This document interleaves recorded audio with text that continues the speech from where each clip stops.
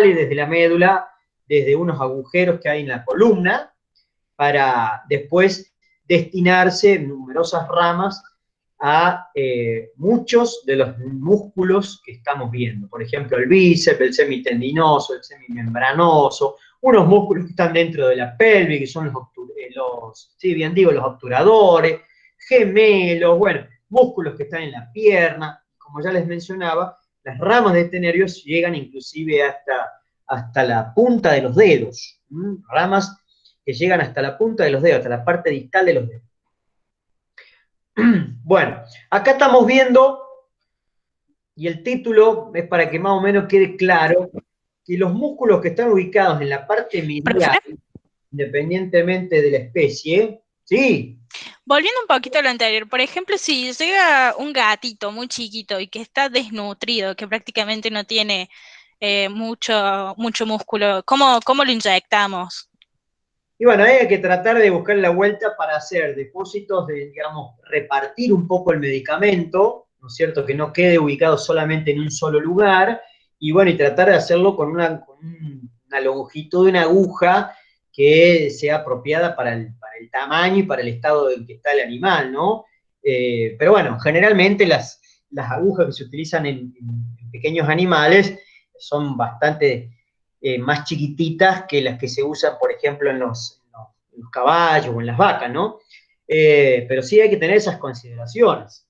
Hay que prestar mucha atención y tratar de, bueno, de lesionar lo mínimo posible. Siempre que usted haga una inyección intramuscular, independientemente que la hagan bien, va a generar una reacción inflamatoria, ¿sí? Porque eso es normal, porque ustedes están poniendo un fármaco dentro del músculo, ¿sí? Dentro del músculo, y el músculo reacciona inflamándose. Aunque sea una inflamación transitoria, que uno no se dé cuenta, porque prácticamente ni se deforma, no hay ninguna deformación, pero siempre hay una inflamación transitoria del lugar donde ustedes depositan ese medicamento. Hay algunos medicamentos que ustedes ya después lo van a estudiar en farmacología, que no se pueden poner intramusculares, que son exclusivamente para uso endovenoso. Para eso después vamos a ir viendo cuáles son las venas más útiles, más importantes que hay en el cuerpo de los animales, que nos van a permitir utilizarlas para administrar, por ejemplo, determinados fármacos o para meter soluciones para hidratar un animal o para obtener una muestra de sangre para hacer un análisis. Bueno, hay algunos medicamentos que están formulados para ser usados exclusivamente endovenoso. No se pueden poner en otro lado, porque si ustedes lo ponen en un músculo, ahí sí van a ver la reacción realmente muy abuso que hay, digamos, desde el punto de vista de la inflamación. Ahí sí van a ver que se inflama muchísimo y le genera mucho dolor al animal, queda casi que en algunos momentos parece como inmovilizado por el dolor que genera. Hay algunos medicamentos que no se pueden usar, como les digo, en las intramusculares. Eso ya, bueno, ya van a ver por qué. Bueno, son medicamentos muy irritantes. Por eso es que hay que usarlos solamente dentro de venas. No se pueden poner en otro lado. Por eso son medicamentos que generalmente, si ustedes lo tienen que recomendar a un propietario, y no les conviene. Pues, che, tenés que ponerle este medicamento cada, no sé, cada 6 horas. Y si vos sabés que ese medicamento es endovenoso, y va a quedar mal porque va a decir, che, este tipo me dio un medicamento que había que ponerlo solamente en la vena y yo no sé ponerlo en la vena. Hay algunas personas que sí saben hacerlo, pero siempre está ¿no es cierto?, el criterio de cada uno de decir, che, más vale te doy otra cosa que sea oral, que sea intramuscular o que sea más fácil, o si no, tenés que decir, vení al consultorio, o más vale yo voy al lugar donde está el animal y lo hago para no tener problemas, porque si no eso después genera complicaciones. Sí. Sí, le cae una consulta. ¿El nervio cutáneo, dónde estaría? ¿Cómo decís? El nervio cutáneo. ¿Este que está acá marcado? Eh, Porque nervios cutáneos hay por todos lados, ¿sí? Son ramas generalmente, ¿no? Son ramas de otros nervios. Cuando uno ve un nombre que diga nervio cutáneo es porque son ramas, ¿sí?, que se desprenden de otros nervios. Ah, ok. ¿Y por qué se llaman cutáneos? Porque van a la piel, ¿sí? Ajá, ok. para la piel. Son ramas superficiales, son ramas que se van hacia la piel, porque la piel, si vos pensás un poquito, la piel es un órgano, lo podemos considerar un órgano que recubre todo el cuerpo, básicamente, toda la superficie corporal, separa el ambiente externo del ambiente interno, todo lo que está por debajo, y es un órgano realmente que está extremadamente inervado y tiene un montón, o sea, tiene muchas terminaciones nerviosas y de diferente tipo, tiene mucha inervación de tipo sensitiva. Por eso vos a través de la piel, y lo mismo le pasa a los animales, podés percibir la textura de las cosas, podés sentir la temperatura, podés sentir el dolor, bueno, podés sentir un montón de cosas a través de tu piel. El animal también le pasa lo mismo. ¿Y cómo llega esa información a tu cerebro y se hace consciente? Gracias a las terminaciones nerviosas, que son las que tienen los nervios estos que se llaman nervios cutáneos. Pero hay infinidades de nervios cutáneos. En todas las partes de la piel hay enorme cantidad de terminaciones nerviosas y de sensores que están desparramados por todos lados, que permiten detectar prácticamente de todo: vibración, temperatura, dolor, bueno, también el tema de la textura de las cosas, bueno, y en cada región de la piel, en cada parte del cuerpo, hay mayor o menor cantidad de estos sensores que permanentemente están mandando información al sistema nervioso. Hay lugares donde hay muchos sensores, por ejemplo, para el dolor, y hay otros que hay pocos sensores para el dolor. Por ejemplo, por decir algo simple, no es lo mismo hacerse un tatuaje en el hombro que hacerse un tatuaje a lo mejor en la parte interna del muslo, o hacérselo cerca del tobillo. ¿Y por qué? Y porque hay distinta cantidad de sensores del dolor. En un lugar te va a doler mucho, en otro lugar te va a doler menos. Bueno, eso porque hay distinta cantidad de estos receptores o de estos sensores que están conectados con nervios cutáneos. Nervios cutáneos son nervios que se van a la piel, a las partes de la piel. Y prácticamente todos los nervios tienen ramas cutáneas, casi todos tienen ramas cutáneas. Por eso van a aparecer por todos lados. Ese nombre, nervio cutáneo, lo va a encontrar por todos lados. Bueno, acá dice posibles lesiones. Sí, posibles lesiones pueden haber en distintos lugares del nervio ciático. Cuando ocurre de manera sin que intervenga el veterinario, puede ocurrir por un problema a nivel de la columna, cuando está pasando cerca de la cadera, fíjense que pasa por detrás de la cadera, bueno, pero cuando interviene la mano humana, el hombre, eso se llama iatrogénica. Yo le provoqué una lesión. Iatrogénica significa provocada por el médico, de ahí viene el nombre, ese nombre tan usado. Bueno, volviendo un poquito a esto, y ya me parece que vamos a tener que dejar, no sé ni la hora, estoy totalmente perdido, ni celular tengo acá cerca. ¿Qué pasa con los músculos que están en la cara medial del muslo? Como regla general, los músculos que están en la cara medial del muslo, bien digo, son músculos que van a tener como función común llevar el miembro, tirando principalmente desde el fémur, tirando también en parte de la tibia, pero son músculos aductores, ¿sí? Es decir, llevan el miembro hacia el plano medio, por eso se llaman aductores. Lo podemos comparar con el miembro torácico, con el rol que tienen los músculos pectorales. Los músculos pectorales que están acá en el pecho, pues se llaman pectorales, que van del esternón, desde el esternón hacia el brazo, principalmente, bueno, alguno puede llegar al antebrazo en el caballo, pero desde el esternón al miembro torácico, cuando esos músculos se contraen, lo que hacen es llevar el miembro torácico hacia el plano medio, es la aducción del miembro torácico. Esas son las funciones principales que tienen los pectorales. Bueno, en este caso, también existen aductores, que no se llaman pectorales. Los principales aductores que tenemos son los que están remarcados en color rojo. Acá aparece uno, acá aparece otro, y este, que el nombre que lleva es muy sugestivo de la función que tiene. ¿Ven? Directamente se llama músculo aductor, que es este que está en la profundidad.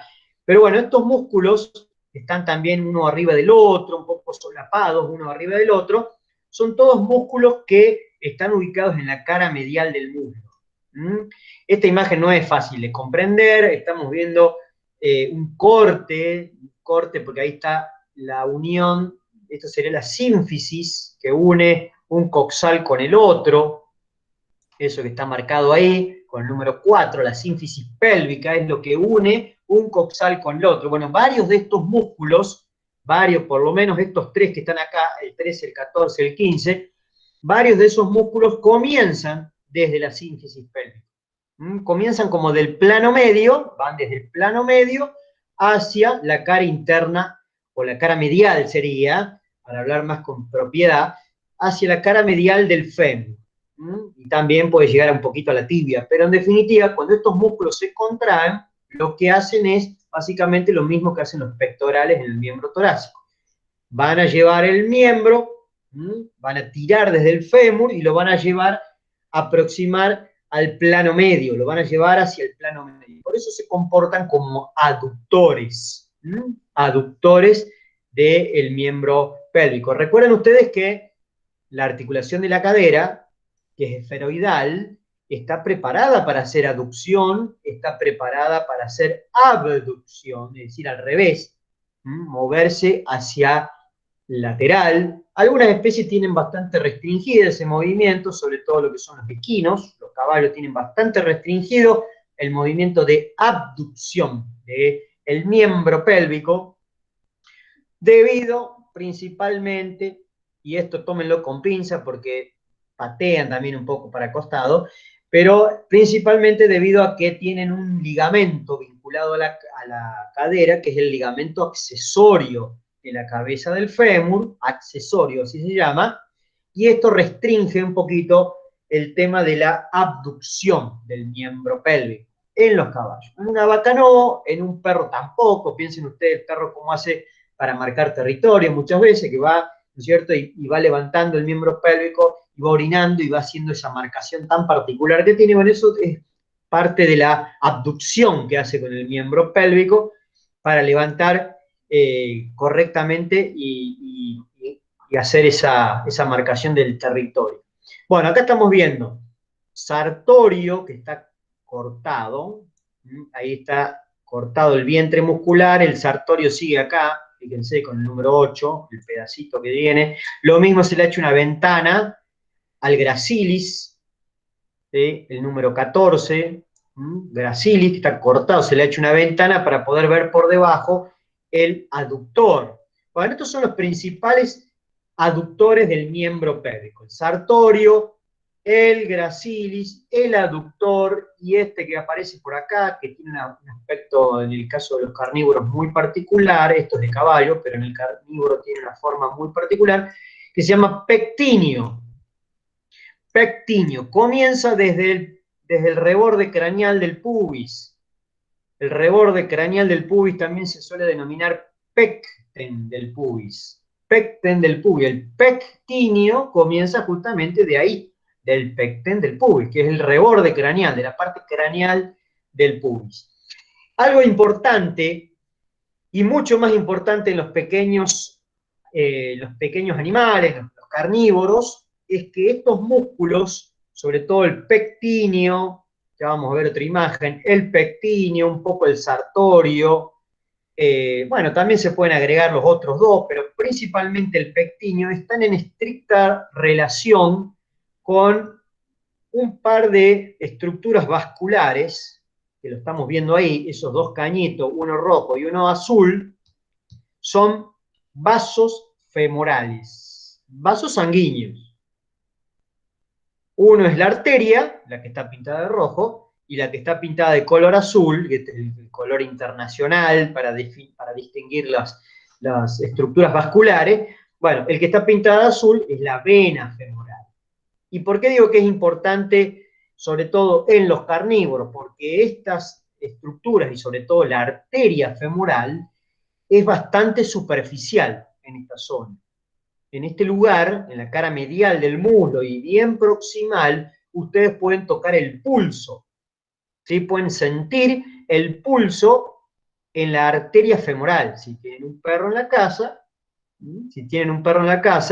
que generalmente ninguno se resiste a que le hagan eso, ustedes van a poder palpar en la cara medial del muslo, y bien proximal, bien arriba, bastante arriba, cerquita de lo que sería ya prácticamente el piso de la pelvis, bien, ahí arriba van a poder tocar el pulso en la arteria femoral.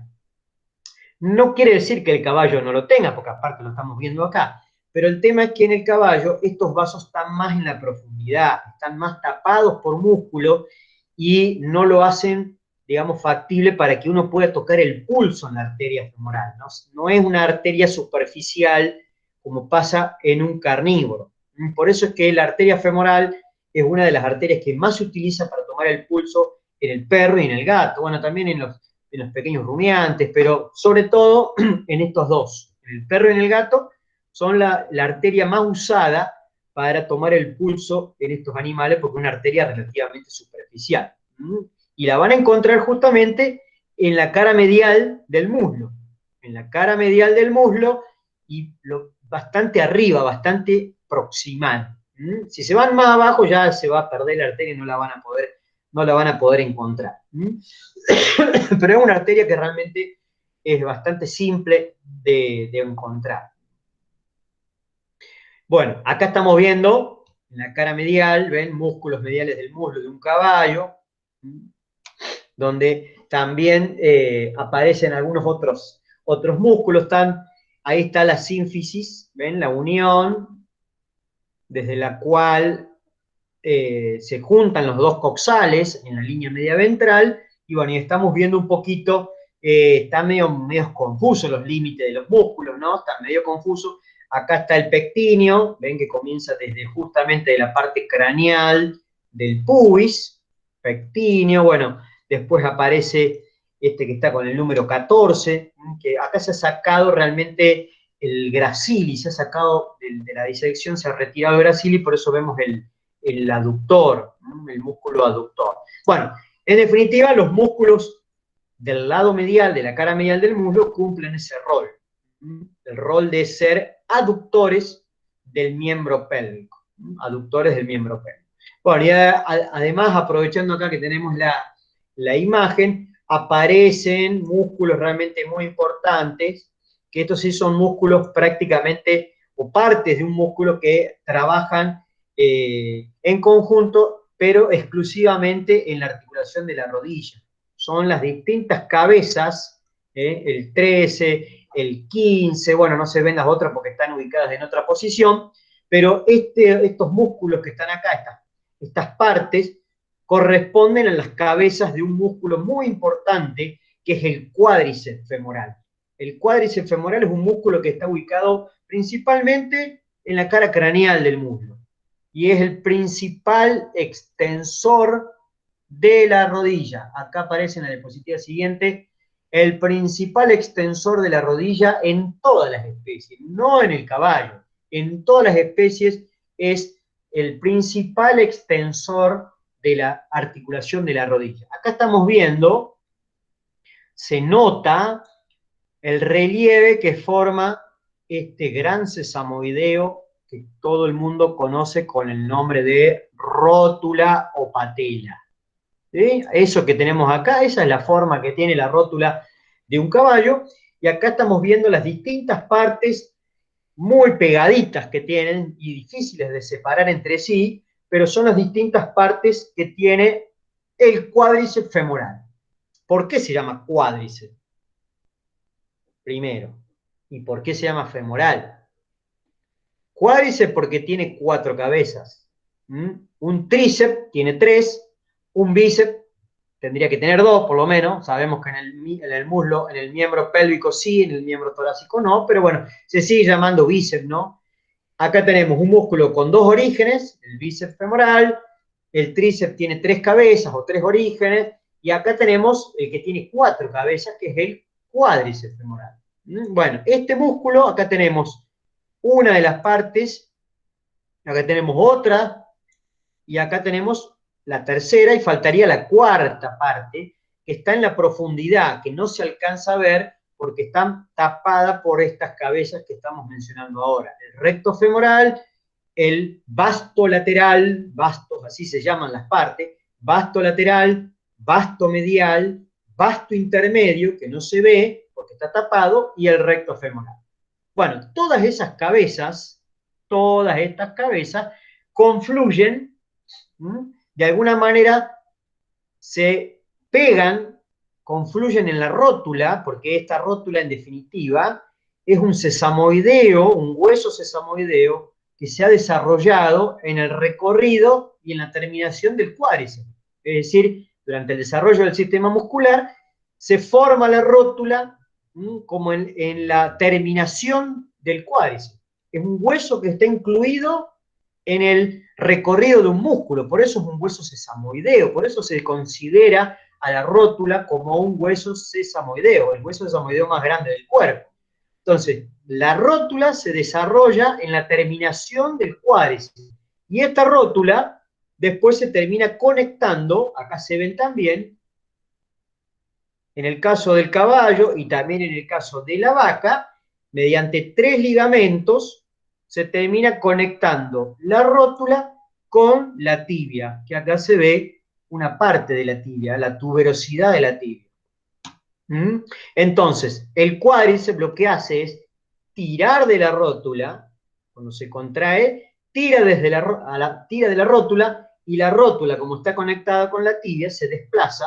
La rótula sabemos que articula exclusivamente con el fémur, se desliza sobre el fémur, sobre la tróclea del fémur, y tira mediante estos 3 ligamentos a la tibia. Y de esa forma, la tibia lo que hace es alinearse bastante de alguna manera, formando como una línea recta con el fémur. Y en ese momento está ocurriendo la extensión. Por eso es el principal músculo extensor de la rodilla, es el cuádriceps, que tiene 4 cabezas, un recto y 3 vastos, de los cuales acá solamente estamos viendo 2, porque el tercer vasto, que se llama vasto intermedio, está tapado por estas cabezas y no se alcanza a ver. Pero este es el principal músculo que se les tiene que venir a la cabeza cuando hablamos de la extensión de la rodilla. ¿Sí? Si fuese un perro, me quedó desituado, mira vos, lo tenía acá y se me fue. Si fuese un perro tendríamos un solo ligamento rotuliano. Bueno, me quedaron desituadas las diapositivas, no sé por qué, pero si fuese un perro tendríamos las mismas cabezas que en un caballo, pero en vez de tener 3 ligamentos rotulianos, tendríamos solamente uno. Igual que pasa en nuestra anatomía. Nosotros, el humano tiene un solo ligamento rotuliano, o un solo ligamento patelar, como quieran llamarlo, que es este que está acá en el medio. Este ligamento ustedes se lo pueden tocar sin ningún tipo de problema, pueden tocarse la rótula, pueden tocar el cuádriceps, es el músculo que está inmediatamente acraneal del muslo, que tenemos bien arriba, bien adelante del muslo, y van a poder también localizar el ligamento rotuliano que termina en la tibia. Bueno, eso es lo mismo que tiene el caso del perro, el caso también del gato, es lo mismo, se repite igual. Pero en el caballo tenemos 3 ligamentos, y la vaca también. Uno que está en el medio, un ligamento intermedio, un ligamento rotuliano medial y un ligamento rotuliano lateral.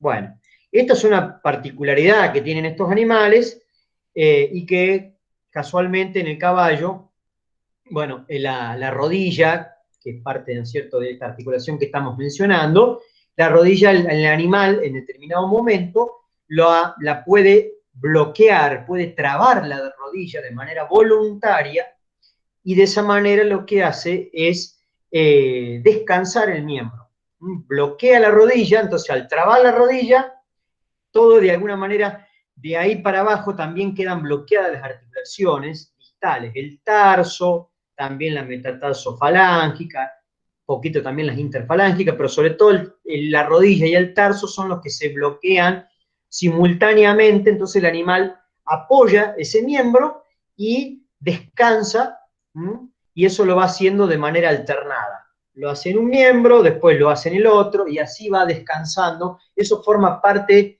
de todo un sistema particular que tiene el caballo, y también lo tienen algunos otros ungulados, como se denomina, que es el denominado aparato de sostén pasivo.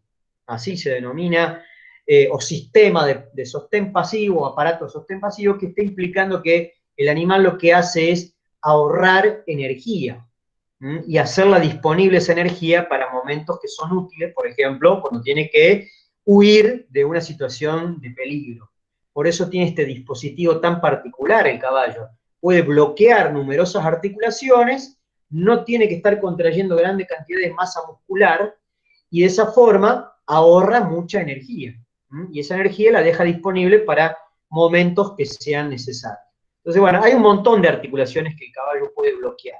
El hombro, el codo, el carpo, la rodilla, el tarso. Bueno, hay varias articulaciones que el animal, mediante trabajo, digamos, determinadas estructuras musculares, tendinosas, ligamentosas y demás, lo que hace es trabar estas articulaciones y de esa forma ahorra muchísima energía. Espera un cachito que voy a fijar la hora, yo hablo.